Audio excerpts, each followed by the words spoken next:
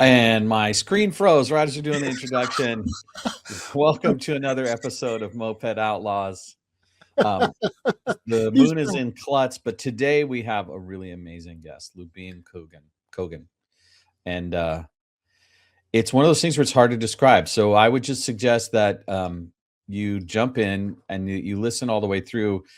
It's a great story. And when we get to the end, there's something really powerful that happens. And it's interesting because I'll just say it, like there was a moment where I gave Greg a look because he had one more question. And as he was getting the question answered, I was like, oh my God, yeah, this is like the juice right here. So thank you for your persistence, my friend. To the audience, you're going to find about what it means to actualize, to take matters into your own hands. Instead of telling a story about how helpless you are, this is your opportunity to find out how you can empower yourself and create real change in the world. Yeah. And also for me, like it also is encouraging, ask, how can I help? Do you need help? Ask, engage. So on that note, support Blast, support the Compton Cowboys, support Mark and me by giving us a like or subscribe or send us an email telling us how to be better or fuck off. Your truth is actually helpful. Go ahead and comment. Like leave whatever the truth is for you, bring it. We're here for it.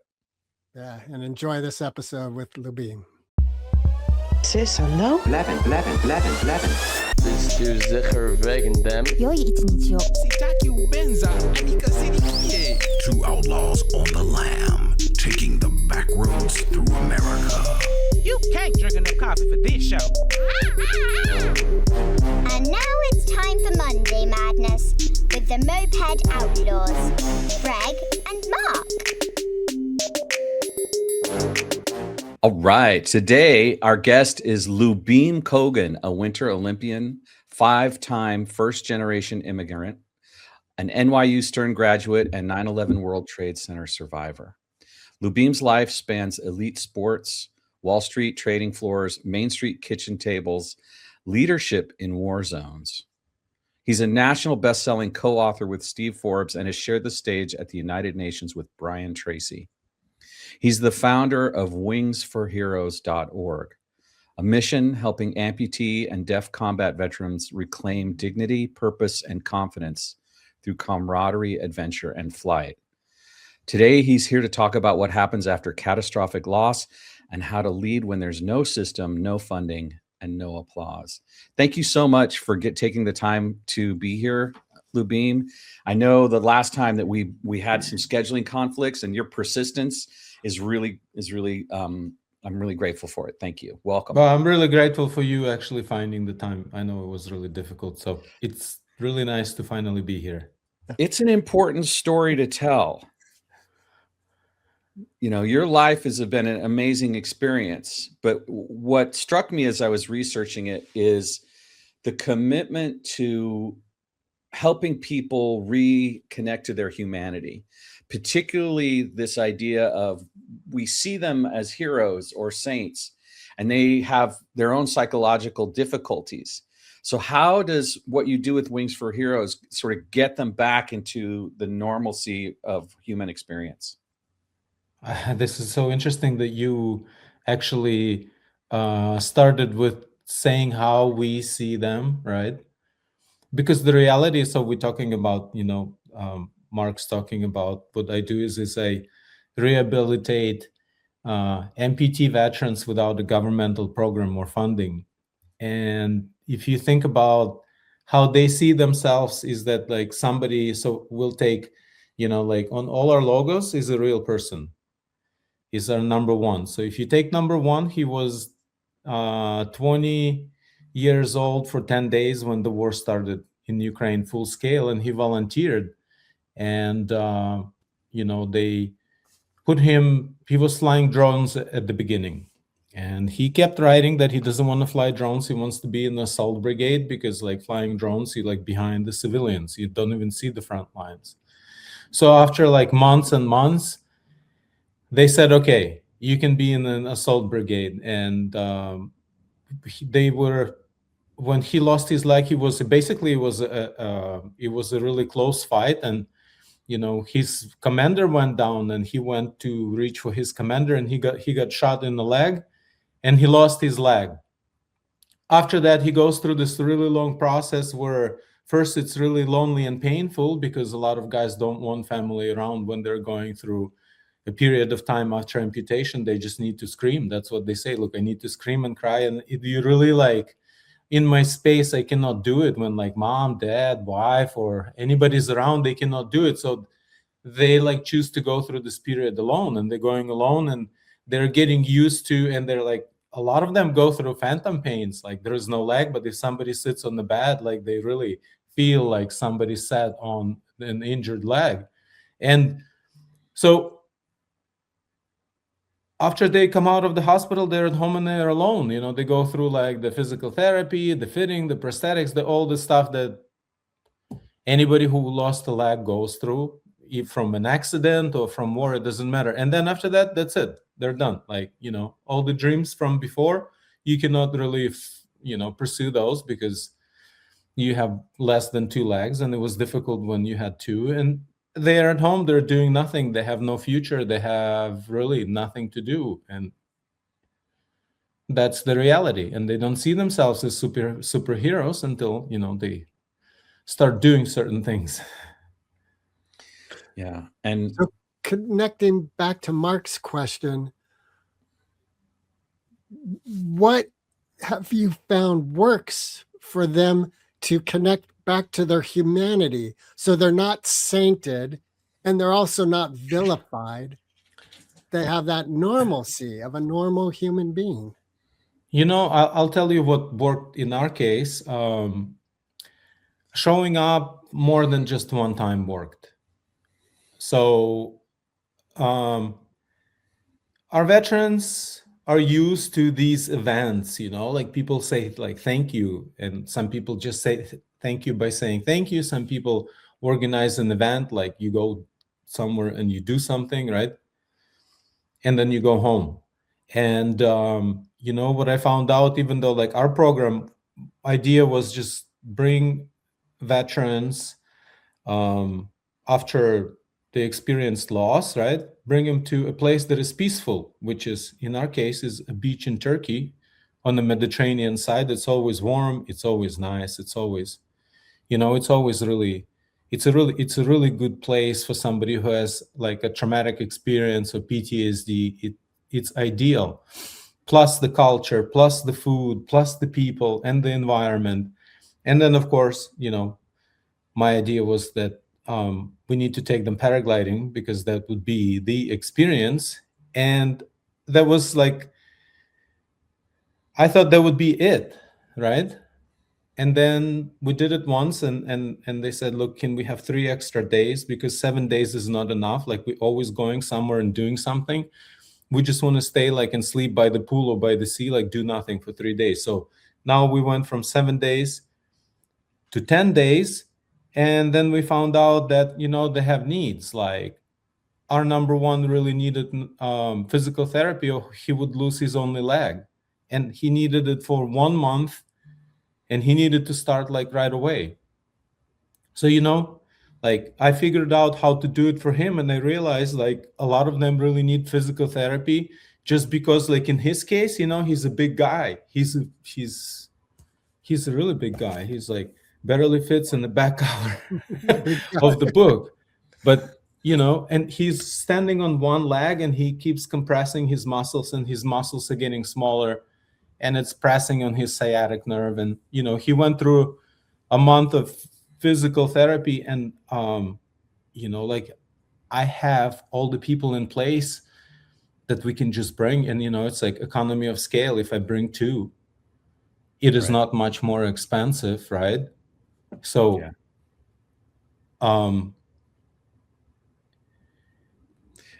It sounds like this guy went on for more than 1 year. Just to finish this, with this guy went on for 1 year, more than 1 year, to take him from like being depressed, I don't know what I'm doing, to where he is right now. He is the captain of his soccer team. He is traveling, all over Europe independently, and he knows how to get around, and he is not really bothered by borders anymore. Like before, he was, even with 2 legs, he didn't go anywhere. he stayed in his country. Now he's traveling all over the place. So speaking of location, you mentioned that you're on the coast of Turkey, but some of the research we did indicates that there's also a facility in Western Ukraine. Is that still operating? Oh, there's nothing that's operating in Ukraine right now, Mark. Ukraine's closed.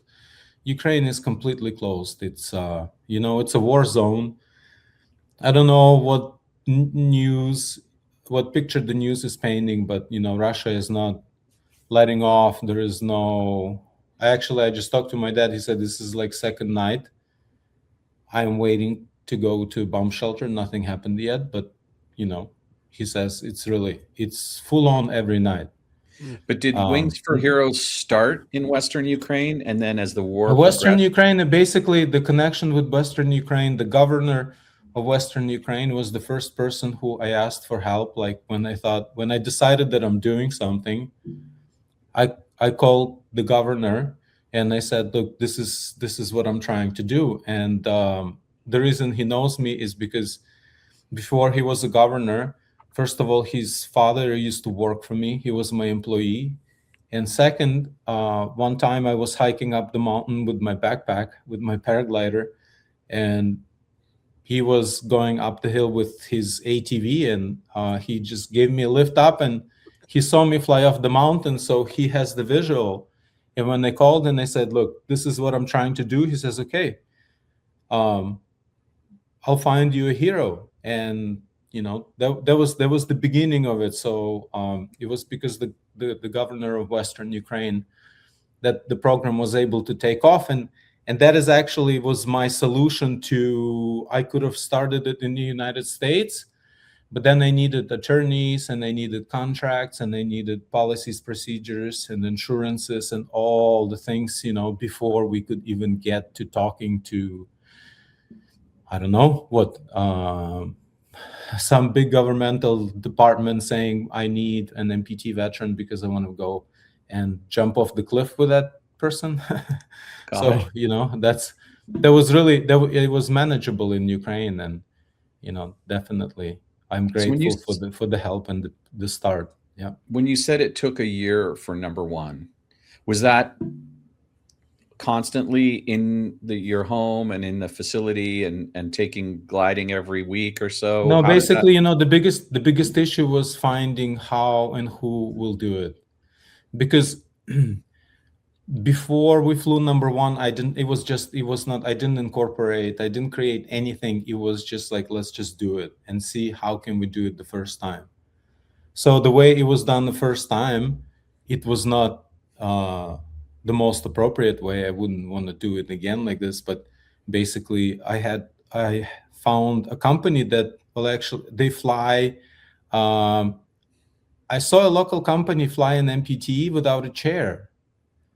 And, I really saw that we had really good wind. They had 2 assistants and 1 pilot and 1 passenger. So, there are a lot of people. It's a big load on the glider. It didn't really go anywhere. It was really easy. And I went to them and I said, look, can you fly an amputee veteran? And they said, yeah, sure. And I said, how do we do it without a chair? And, we talked about what conditions we need.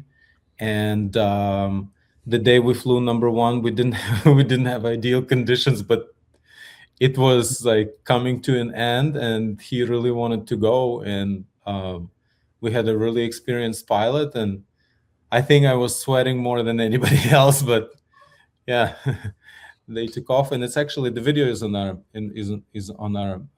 Instagram. It's pinned to the top. I don't know if you had a chance to watch.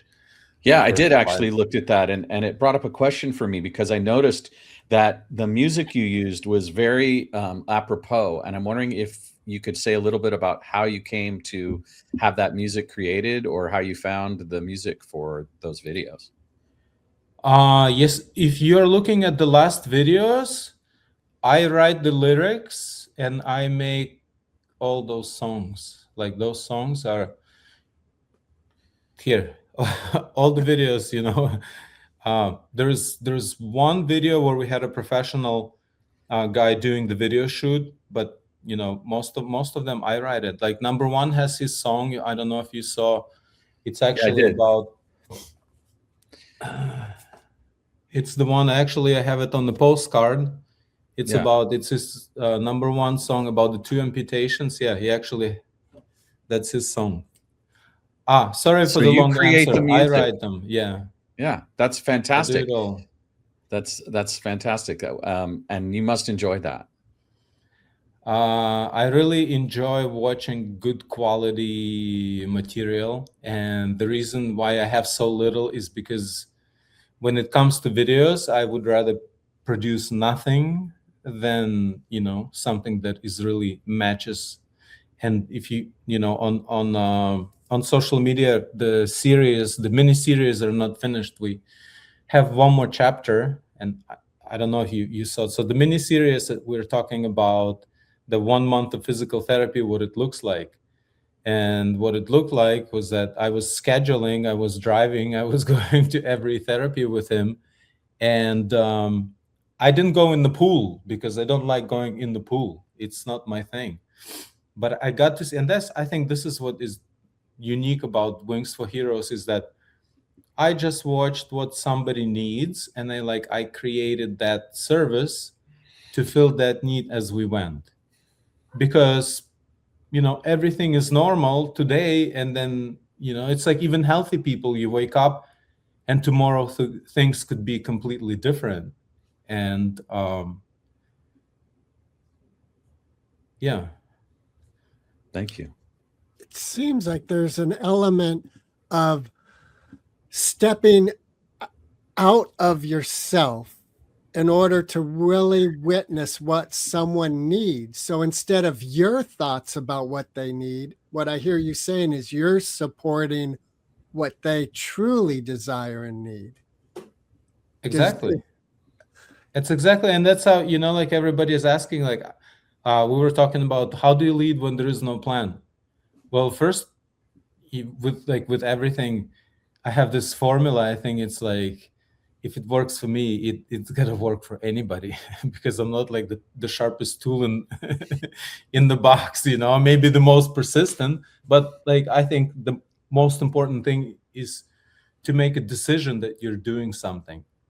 And I'm talking about, unconditional decision. So I decided, for example, Wings for Heroes, it's not a charity, it's a humanitarian mission. And I'm just one guy. I'm trying to make a point that if you try, you can get a lot done. I don't know how I'm going to get it done, but here is step number 2, which is just do one thing.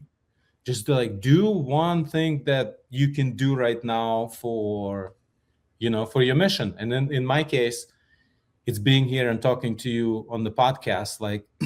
All other challenges, they are irrelevant right now. So if you think about, how overwhelming, I'm not just saying my thing, any of your listeners, they have something that they're dealing with, and that thing is so huge and enormous that you don't really know where to start, where to begin. How do you do this? And you do this by deciding, look, I'm going to get it done. Whatever it takes, how long it takes, it doesn't matter. It's not on our schedule. And you just start right where you away, are. just you do start where one you thing. are. And when you've done that one thing, you will see the next one thing. It's less overwhelming. So you have number 1. How many have been a part of Wings for Heroes now? How many numbers are there? Number 1 is the longest one. Number 1 is the one who, after him, the program was modeled. We flew just 6 guys, and we had 6 plus 6. So we have 1 plus 1 with spouses coming through. But instead of running numbers, I was concentrating on number 1 and just really creating what he needs. Because even the ones when number 2 came, number 2 is, he's deaf on 1 ear. When he came, he was always, he spent three years at the front lines. And when he came, he was really traumatized, because they dropped a hand grenade from the drone on his right side, and it took off one side of his face. And number 2 was, he is deaf, they stitch his ear, he cannot hear. He was always really happy, laughing, but if he would separate from anybody, he was always quiet and sad. And I asked him what's going on. And he says, like, we have to go back. Like, it ends like in 10 days and we have to go back. So one of the things that Wings for Heroes needs to be, it has to be a permanent place. I'm organizing events. It's super inefficient financially, even though it is efficient because I'm running it in Turkey and doing everything. We do everything with volunteers, and I don't hire anybody, and I don't spend money practically on anything I don't need to spend money on.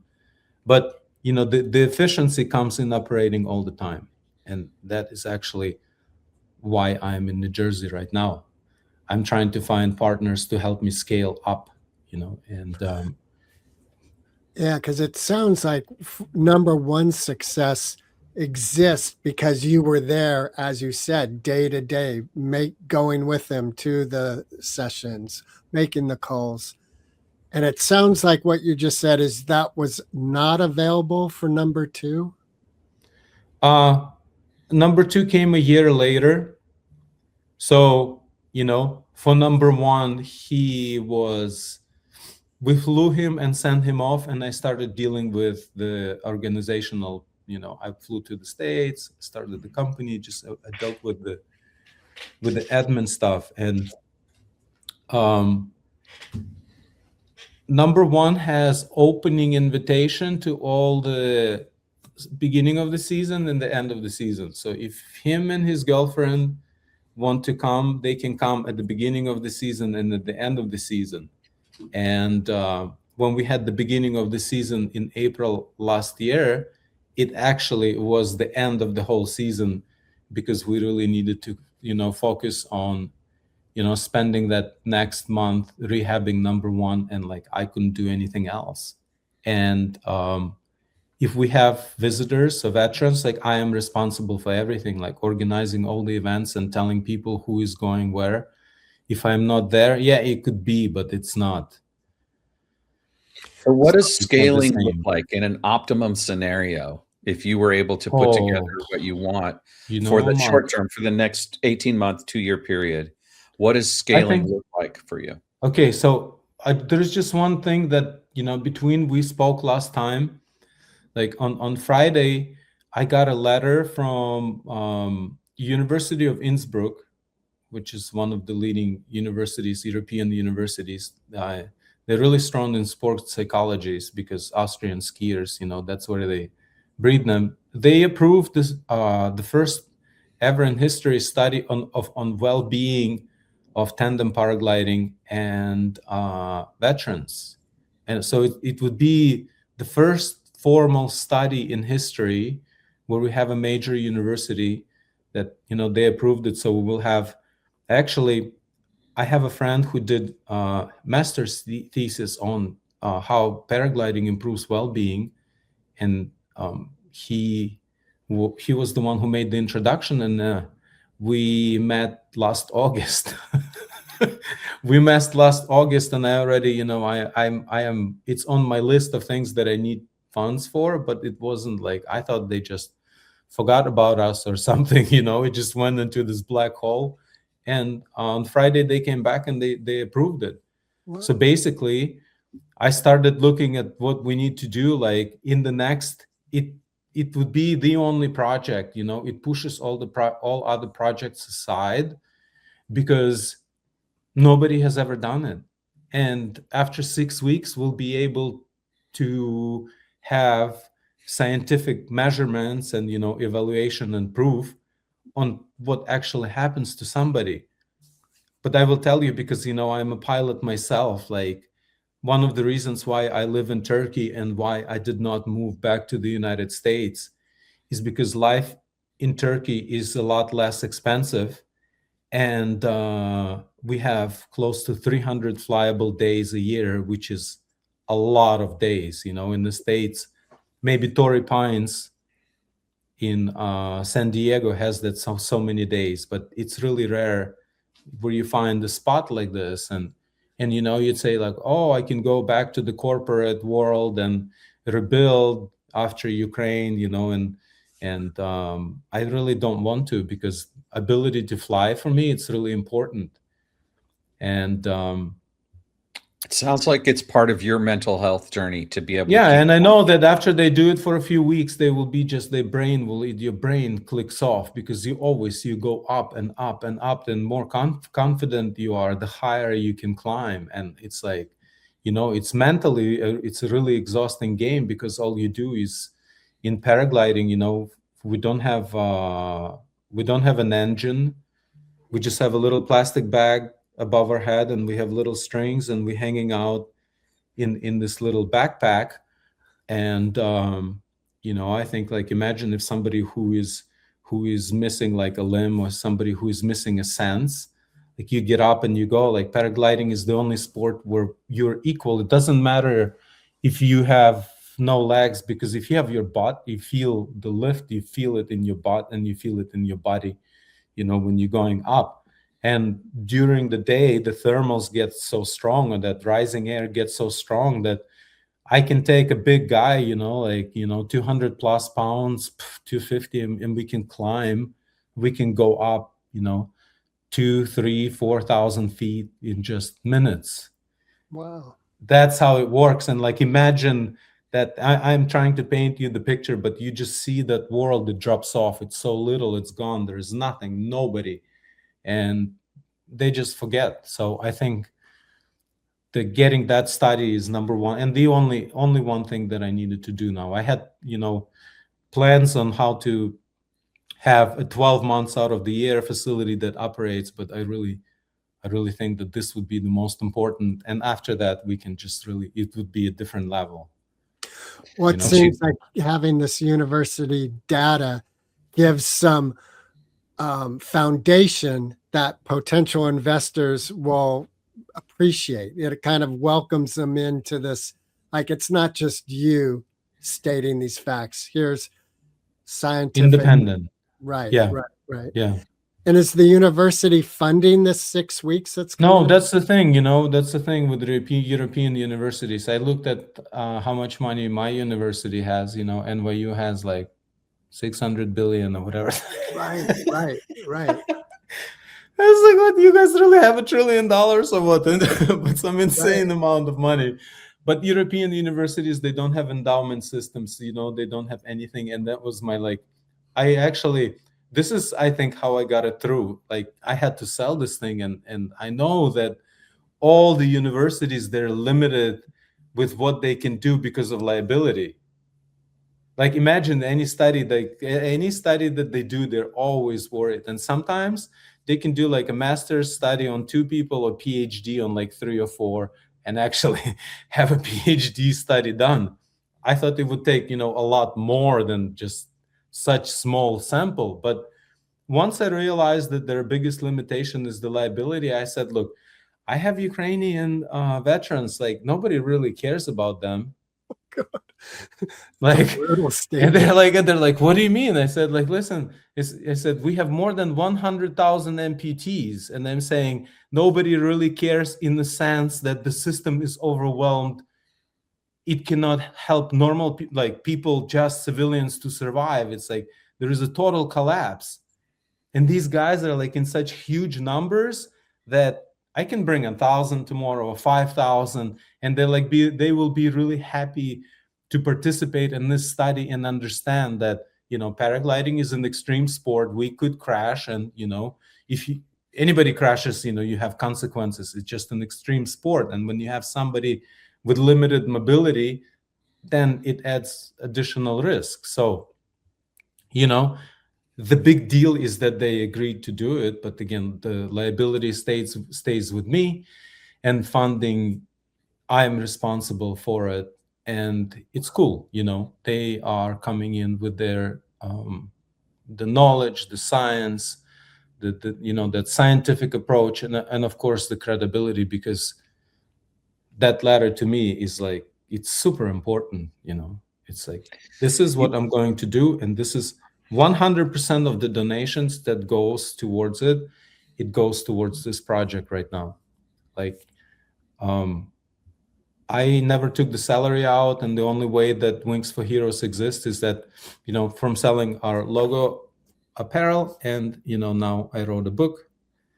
We'll make sure to link to the book for all the for audience? donations are 100% are going to the veteran services, and this is like the biggest pride of Wings for Heroes, and not being a charity where majority of the money goes to like admin, which Right. I am an accountant. I looked at their financial statements, and I was just like, my consciousness would not allow me to take money from somebody who suffered. I thank God have everything. I was just in the place I was able to do Yes. So something. you spoke a little bit about quote unquote what happened in Ukraine, and I have a little bit of understanding of that from some research. But could you talk about the trauma that you experienced as you pivoted from one arena to another and then landed where you are now?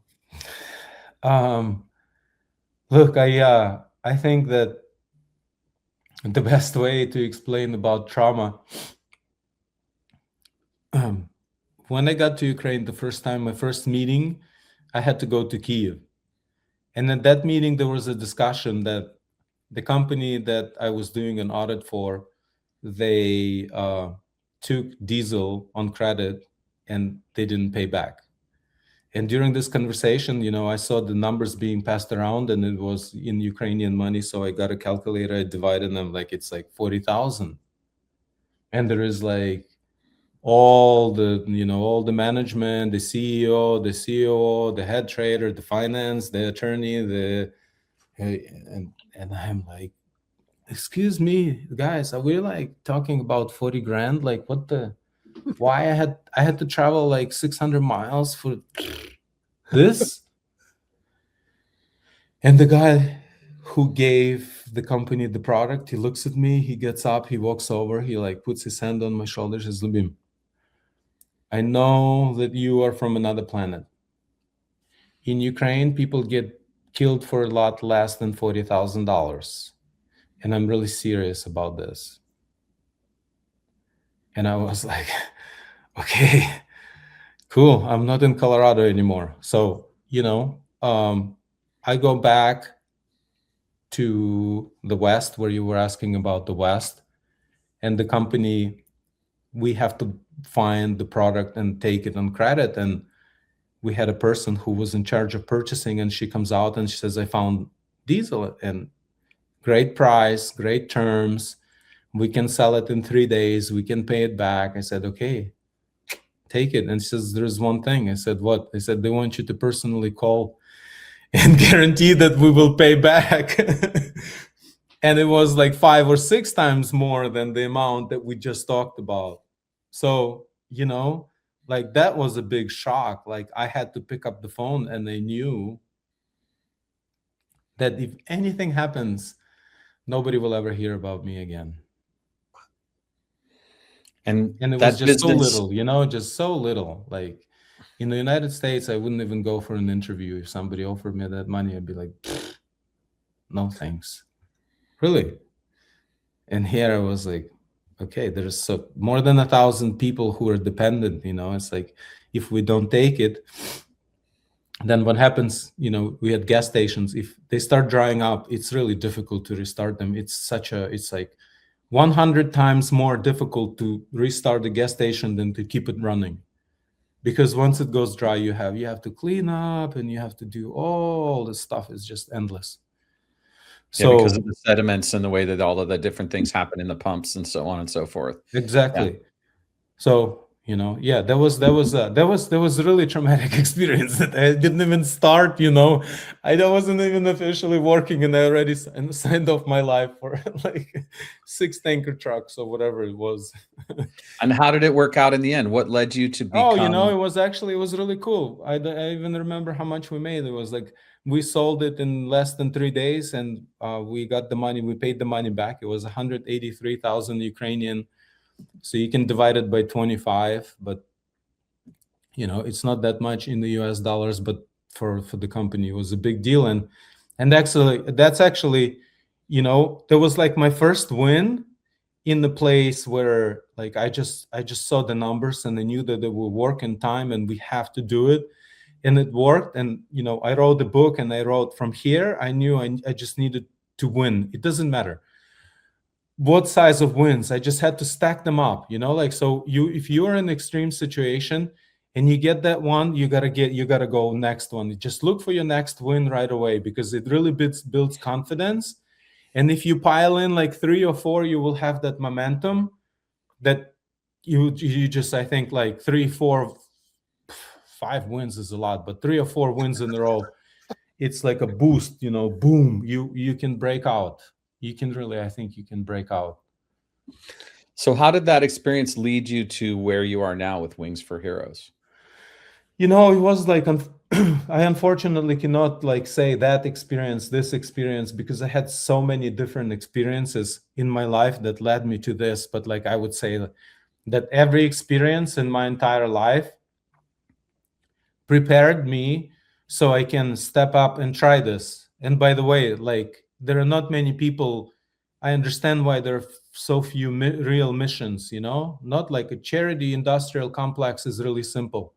You take a lot of photos, sad photos, you show them to people and say, look, I help these people. If you look at my media, there is no sad photos, there are only victories. I don't want to show, there is enough sadness. So like, I'm not really catching that algorithm, right? I'm not really popular. And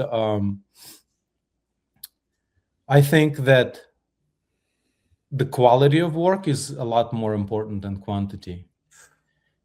So I'm wondering, yeah, part of what I hear in your story and voice is a real connection to the humanity of every individual, and yourself included. And so I want to reconnect to number 2. And I'm wondering, where's number 2 right now? Does number 2 He's drinking at home himself to death, man. We like really needed to get the number 2 out, but I understand, like, right now I have to concentrate on the bigger picture and establish, the foundation. I need to scale up. I need to scale up. So so number two, I hope, I talked to him and I told him, look, we have this study that is going to happen. And I tell him it's in May. Okay, because when I talked to University of Innsbruck last August, it was August 1. It wasn't middle, it wasn't the end, it was August 1. We had that meeting and I said, we would like to do it in May. I didn't know that they're going to take 9 months and say, okay. But in any case, I told him, I said, look, and he said, oh, I would love to come if I have an invitation. I said, dude, this is your invitation. You're coming. So, got it, yeah. So number 2, and number 2 could not fly, Greg. I did not fly number 2 because he was 3 weeks after he finished fighting, So first, they dropped the hand grenade, they stitched him, they sent him back out. He was not done. Yeah, so there was a period of time until he discharged, and when he discharged and he came, he was just like, it was not even a month. It was like maybe 1 or 2 weeks, and we had no idea. So one of our volunteers, he saw that he's always, that he's really traumatized. We live in a bubble. We have a castle. It's our beach starts at a castle. It's like 1,000 plus foot rock that goes out into the sea. And number 2 could actually sit with his back when he said, let's move him, because one of our volunteers is a gendarme. All the Turkish people, they served, it's the army is mandatory. So when I created the community, people who I fly with, Turkish pilots, they're also retired military, all of them. And they really connect. And one of the volunteers, he said, look, we need to move him back because he doesn't feel safe. Like, his subconscious mind thinks that, we have our back open, and he couldn't relax. And when they moved, and he said, look, behind us is like a hole in the huge rock, like you can go in. It's a dead end after like 50, 60 feet. It's a huge rock. You walk in, and he was like, oh, okay, cool. And then he relaxed. So, That's what you mean by every individual experience is different, and that it's not like a cookie cutter approach. You have to really identify the framework of the individual and then work with that. And the only way you do it is when they come. And again, I do 1+1. It's always a veteran plus a spouse, a girlfriend, or caregiver, whoever. if they had two of them come, I don't have to worry about, they'll say, look, we have to go away, we have to do this, we have to do this.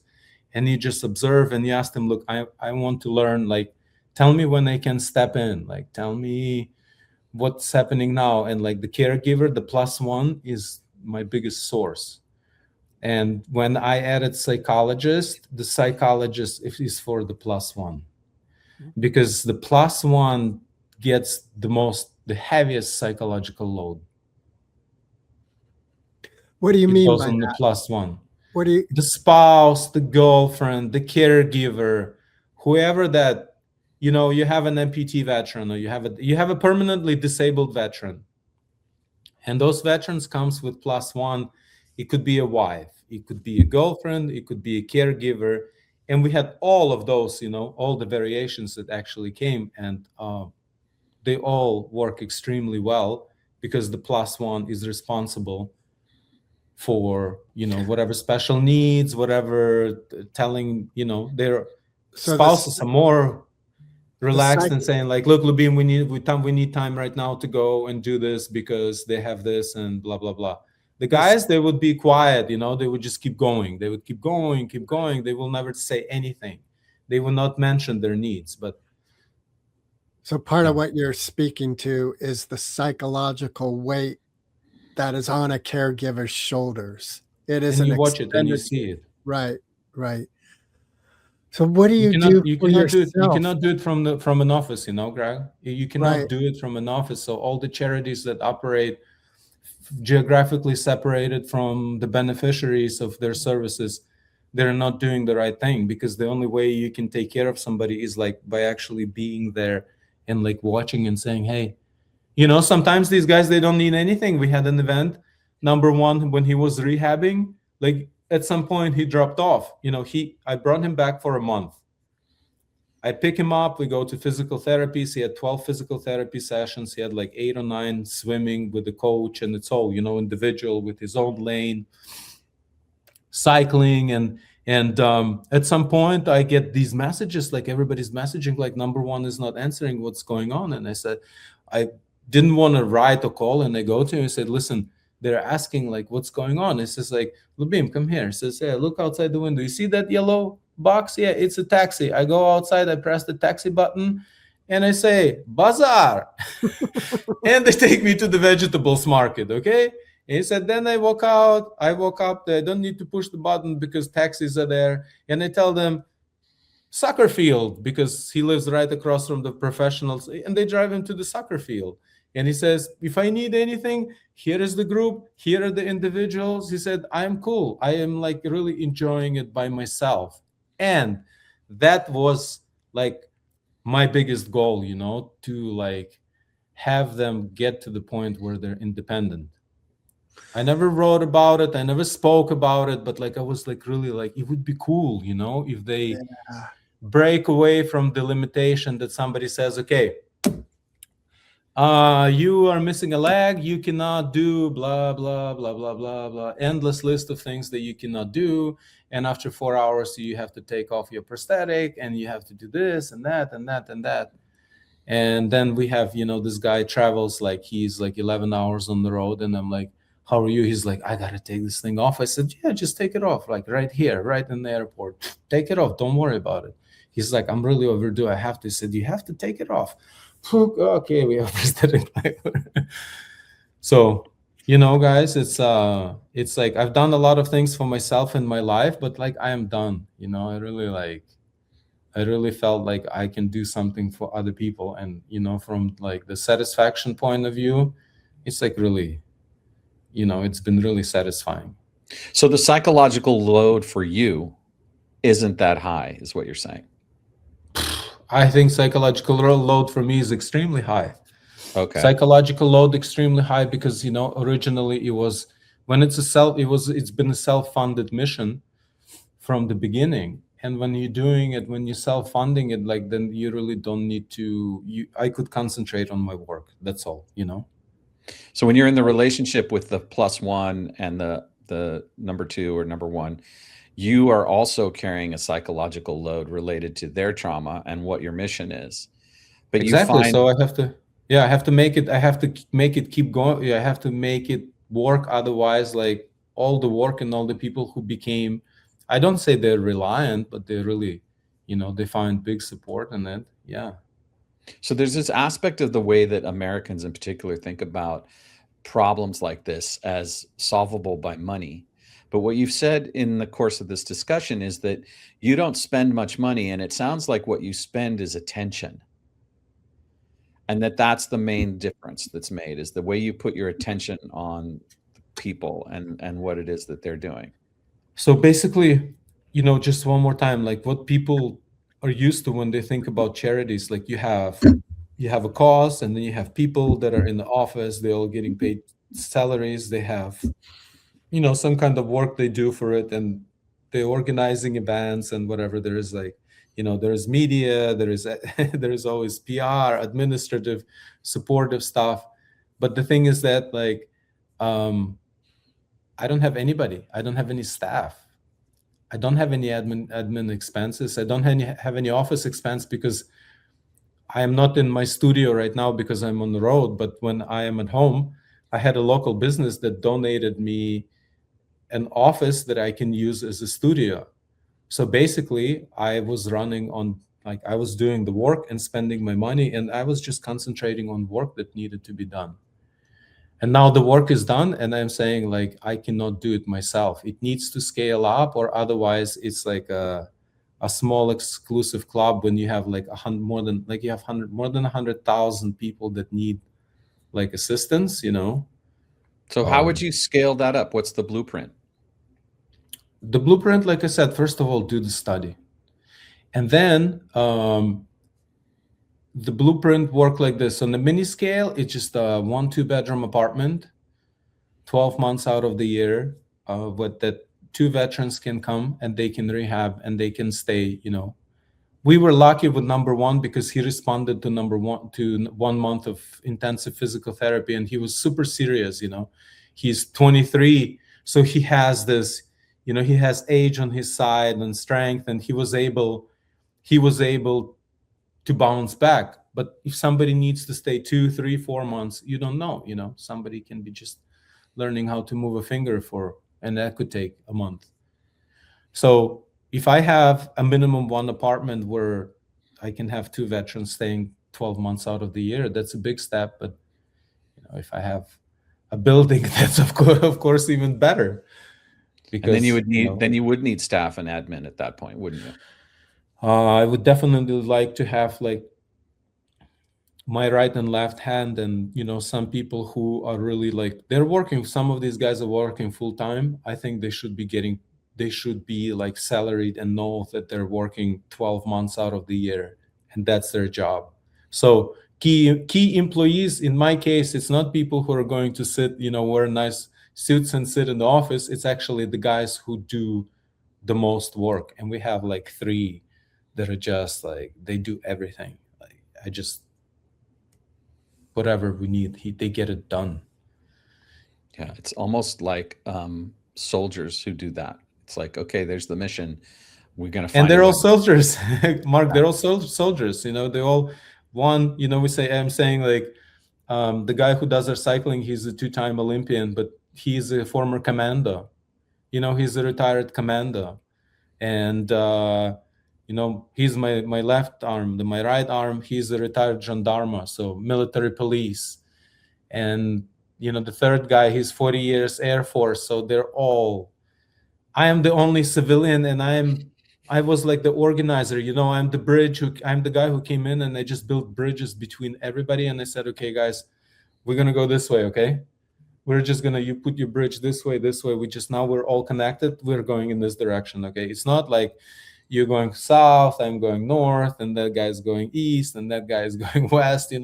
Like everybody was wandering, but now it's like a community. So one thing, Mark, is that if you wanted to hear something that we don't talk about on other podcasts, I knew that if I create it, people will just come. And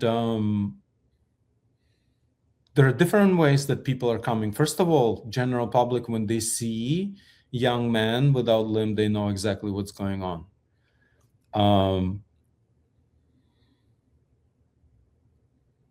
It's really, it's an overwhelming thought on what actually happened. And basically it happened to the point where last summer we had one guy just wandered and found us. He was a Ukrainian amputee veteran, and he was on vacation, and he actually came to fly. And it so happened he was flying with one of our volunteers, who said, okay, you got to come. And then he came, he hung out with us at the beach. And when there is a place, they just need a place to go. So before, there were all the veterans, there were a small part of a little unit of a big organization when everybody knows what they're doing. And when they're done, they don't have that. And we see them as heroes, especially the ones who had amputations and lost limbs, but they don't fit anywhere, or they don't see them fit. And I actually created a place where they can just show up, because somebody is always there. Got it. Thank you. I would like for you to share some of your vantage point, because people like Greg and I, who only get an experience of the Ukrainian war through what we read about or see on media, we have our own pictures, but you have a different picture based on your vantage point. And I'd love it if you would sort of poke holes in or create a greater awareness of what's really going on there, and what we all need to know more about. Okay. Let's start with why it's important. Why it's important for Americans, Canadians, anybody, for the whole world. This is the first time in modern history where a nuclear power country is using nuclear blackmail to redraw borders on the map. Nobody has ever done it before. The United States had a big opportunity after World War II. We didn't do it, and nobody did it since World War II. And right now, Russia is actually using the fact that they have nuclear weapons. And for 4 years, every day, every night, they're bombing civilians. No, they took Crimea in 2014, and that's done deal. Nobody said anything. Now we're talking about, they want Donetsk, they want Donbass, they want Zaporizhia. So they want south, everything that is connected to the Black Sea. They want the road to the Black Sea so they can go to Crimea by road. And that right now is the Ukrainian territory. So since for 4 years they could not, the first they move forward, then they've been pushed back and they've been stuck in the same place for 3 years. So they cannot move on the battlefield, but they can terrorize, and they can send, ballistic missiles, drones, and we're talking about hundreds of drones and, tens of missiles into residential buildings. And the way it looks like, I just talked to my dad last night. He's in Kyiv, and we call, and he's like, "Oh, Lyubim, did you see the light went on?" I said, "Yeah, I saw it. It was really, it was dark. They have no lights. They live in blackouts, 16, 18 hours, 20 hours. They may have no electricity. Then it goes on for a little period of time. You have no heat. You have big apartment buildings where your sewage stops working. Your plumbing freezes, and once it freezes and it blows up, it's the end of the story." So what Russia is doing is they're trying to use terror to break a nation. They turned off the lights completely. Kyiv, the Ukrainian capital, it has no lights. So what do the Ukrainians do? They take a generator on the frozen lake, and they have disco parties. You can watch it on the internet. It's the only thing that they can do. And I have a friend who is a psychologist who told me that it was 2 months ago, said, I don't have any more clients who can psychologically handle it. She works with people who, a lot are now coming because it's related to the war. She said 100% of them lost their mind and they have to take antidepressants because they cannot sleep at night. It's They have to go into bomb shelters, and a lot of people choose not to go. And if they wanted to sleep while it's like, air raid, they just depressants and they sleep through the air raids. But it's a really, it's a really sad situation. So Ukraine's been under attack for 4 years. There is, in terms of help from the United States, unfortunately, there was a deal, some deal signed, and nothing is happening. It's just escalating every single day. Every day, Russia is escalating, and they're trying to use the fact that it's winter and it's cold, and there is no electricity because they knocked out the grid. That's how they're trying to break Ukraine. Got it. Well, there's not much to say when something. I know. Sorry, man. I didn't mean to No, I asked the question, and I think it's important that everybody sits with that for a moment and recognizes that this is not some abstract thing that's just part of some story that they see on television. That this is another layer of human suffering. Mark, we have a grandma there, and we have my dad there. Excuse me. And I asked, what's going on? And he says, you know what? Every business has a generator. Like restaurants have generators. So people can go in the restaurant, they can order coffee, they can eat. And he said, the life goes on.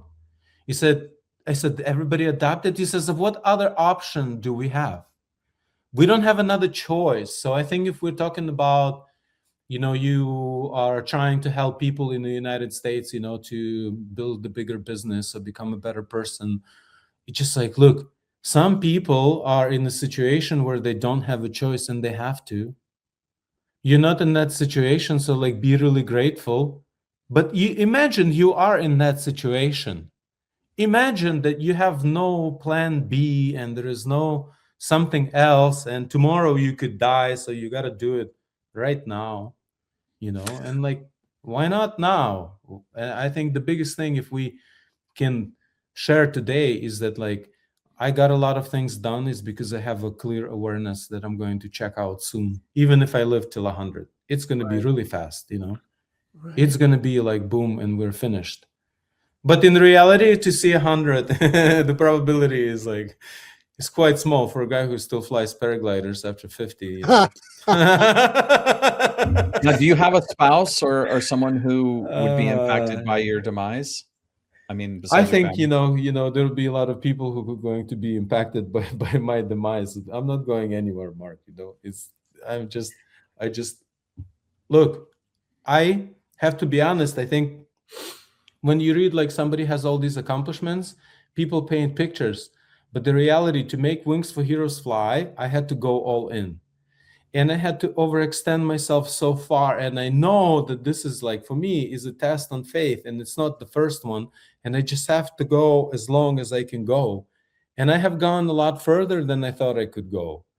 And then I thought when I would find the support, like at this point where I would have for sure the support, I still don't have it.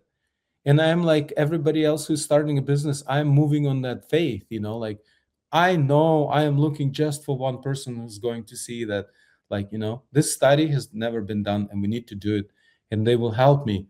But like, it's not certain for anybody. Like with all the things that we know, like Stephen Covey, he knew everything about management, but he slipped on ice and died at what, 83, 85? Mm-hmm. Like everything is like not random and random. And I think a lot of times people just wait for something. And I hope that like this show is your like, look, it's time to go get stuff done. Just like go start, just do it. You have all the plans. You already thought about all that stuff. Just like decide that now it's time to do.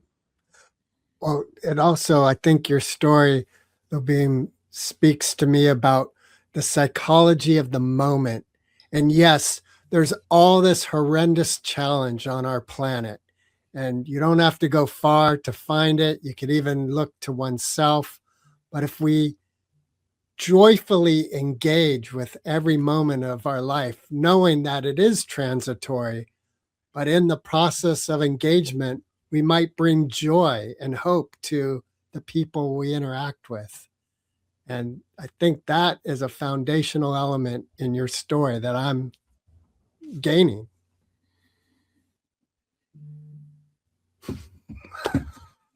Got it. So, I have a quick question. If Yeah. Are we close? I know, Mark. I saw that. I'm wondering, when I interact with someone who's an amputee, I have a self-consciousness that I bring to that initial interaction of how am I supposed to treat this individual? What's appropriate? Really Is good there- question. Is Just that- first of all, you ask. okay. You always have to ask for permission. You just say, hey, listen,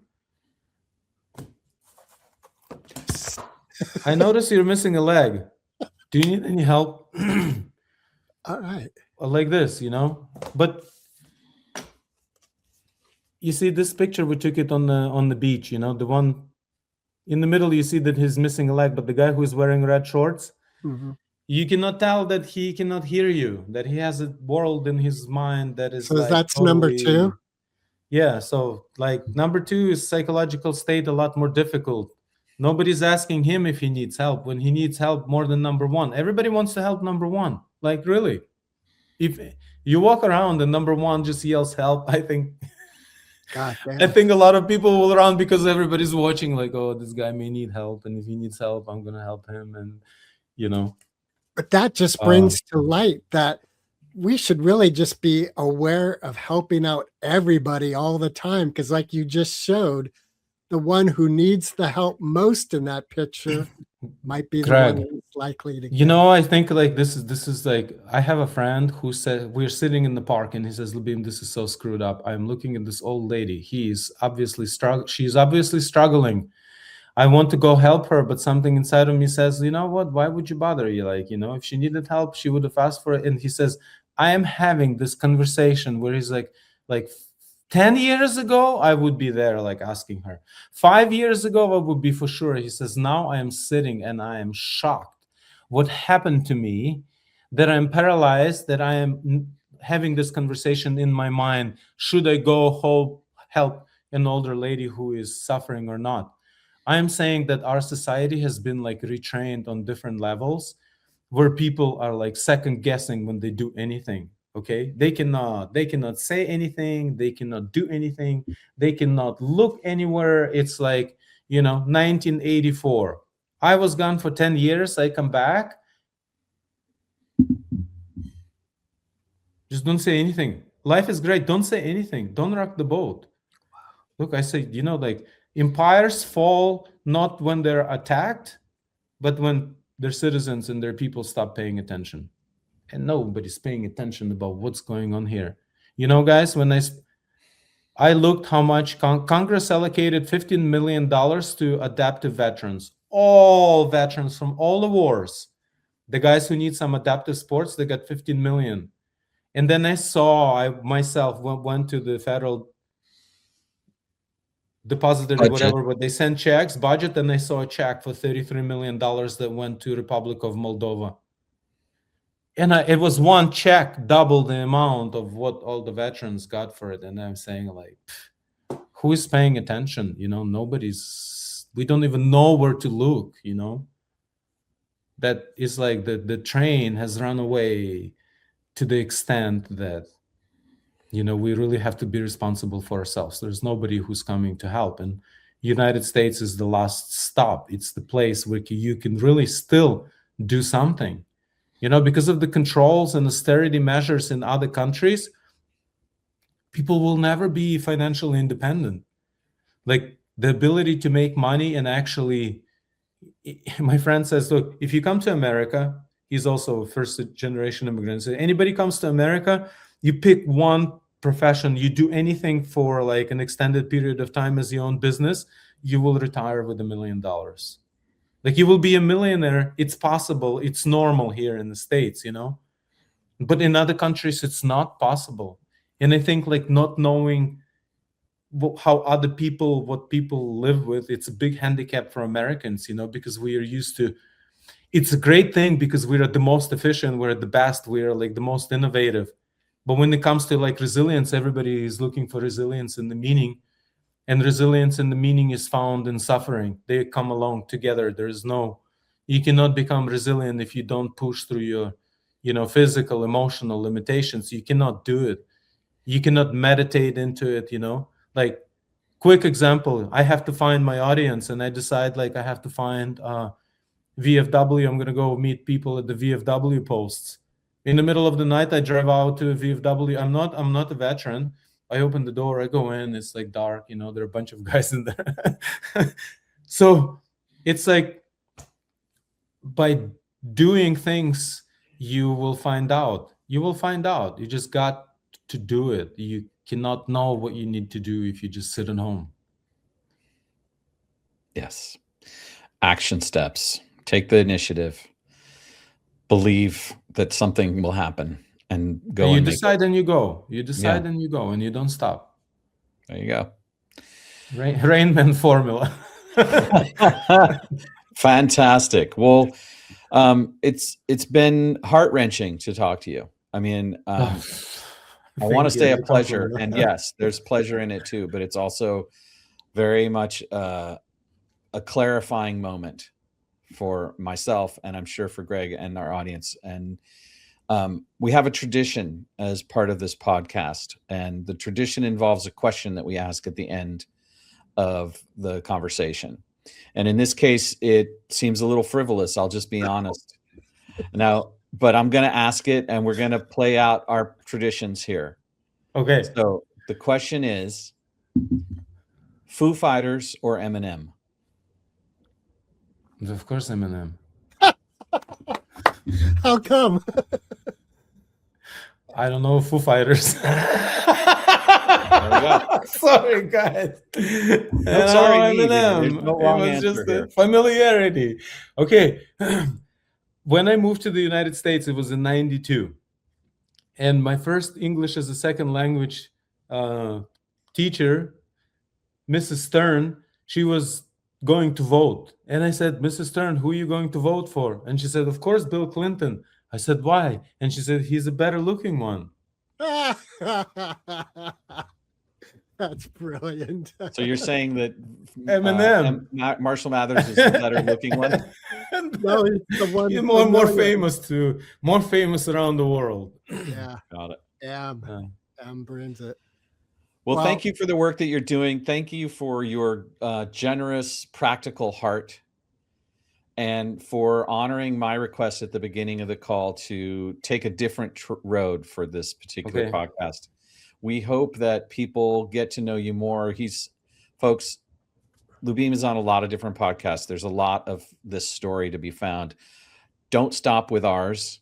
Go deeper and make an impact for yourself. Find something that you can take action on. Recording stopped.